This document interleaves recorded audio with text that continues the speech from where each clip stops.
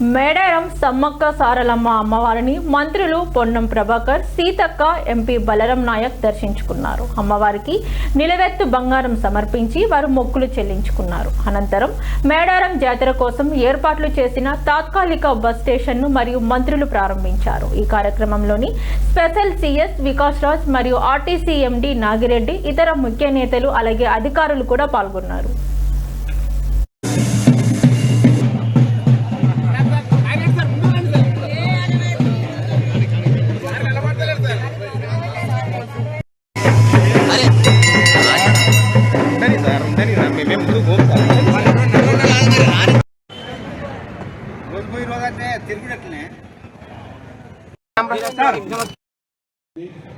ఈ కార్యక్రమంలో నాతో పాటు పాల్పంచుకున్న గౌరవనీయులు స్థానిక శాసనసభ్యురాలు గౌరవ మంత్రి సీతక్క గారికి, సోదరుడు పార్లమెంటు సభ్యులు బలరాం నాయక్ గారికి, స్పెషల్ చీఫ్ సెక్రటరీ టిఆర్ఎండ్పి వికాస్ రాజు గారికి, ఆర్టీసీ మేనేజింగ్ డైరెక్టర్ నాగిరెడ్డి గారికి, అదేవిధంగా జిల్లా కలెక్టర్ గారికి, జిల్లా ఎస్పీ గారికి, ఆర్ఎండ్బి ఈఎన్సీ గారికి, మా ఎగ్జిక్యూటివ్ డైరెక్టర్స్ కు, ఈ మేడారం సర్పంచ్, మార్కెట్ చైర్మన్, ఇతరత్ర ప్రజాప్రతినిధులకు, పాత్రికేయులకు, ఆర్టీసీ సిబ్బంది అందరికీ కూడా నమస్కారం.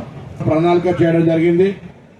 రద్దీని దృష్టిలో పెట్టుకొని ఇంకా బస్సుల సంఖ్య పెంచాల్సి వస్తే కూడా ఆర్టీసీ సన్నద్ధంగా ఉంది అనే మాట సందర్భంగా మనవి చేస్తా ఉన్నాం.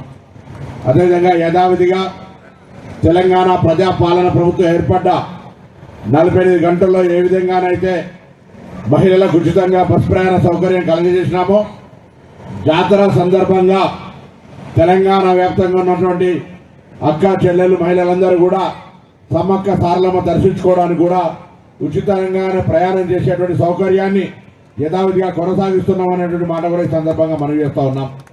ఉండాలని 51 కేంద్రాలు బస్ అక్కడ ప్రజలకు ఎక్కడానికి, ఇంకా మిగతా ప్రాంతాల్లో కూడా అక్కడ స్థానికంగా ఇదే విధంగా చిన్న స్థాయిలో మరి క్యూ లైన్లు కానీ, షెల్టర్లు కానీ, ప్రయాణికులను అన్ని రకాల సౌకర్యాలు అక్కడ ఉన్నటువంటి వాష్రూమ్స్తో సహా అన్ని రకాల ఏర్పాట్లు చేయడంతో పాటుగా మేడారం జాతరలో ఆర్టీసీ బస్సులోనే ప్రయాణం చేయమని చెప్పి తెలంగాణ ప్రభుత్వ పక్షాన కోరుతా ఉన్నాం.